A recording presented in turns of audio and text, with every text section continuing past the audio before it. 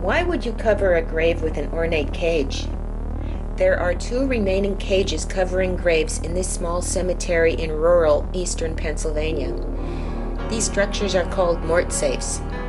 They are believed to be the only example of this type of structure in the United States. Each one is nearly 3 feet wide, 6 feet long, and 4.5 feet tall, with a hinged door at the foot end originally fitted with a padlock. These 2 remaining ones belong to 2 young women who died in June of 1852. A third one was removed because of deterioration. All 3 women were related. The third woman died several weeks before the other 2. Their cause of death is unknown. Whether all 3, whom were in their early 20s, died of the same or different causes, something was going on which prompted the girls' families to erect protective iron cages over their graves.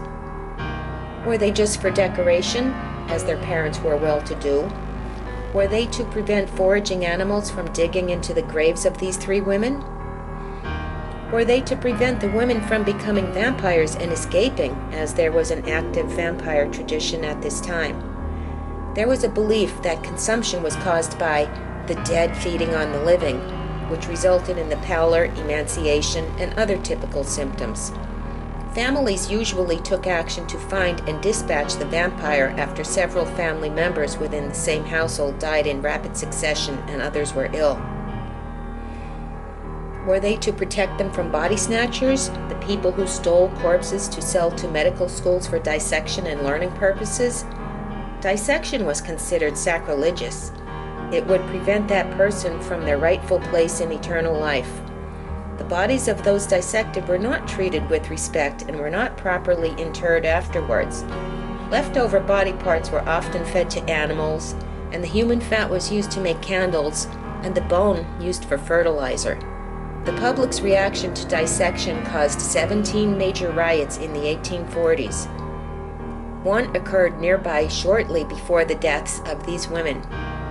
A local medical school graduate dissected illegally obtained cadavers as part of his education. He passed away in 1901. In 1914, workmen digging in the alley next to his house discovered human bones buried there. This doctor was a cousin-in-law to Sarah, one of the women buried with the cage. Were the cages in place to protect the women or to protect the doctor?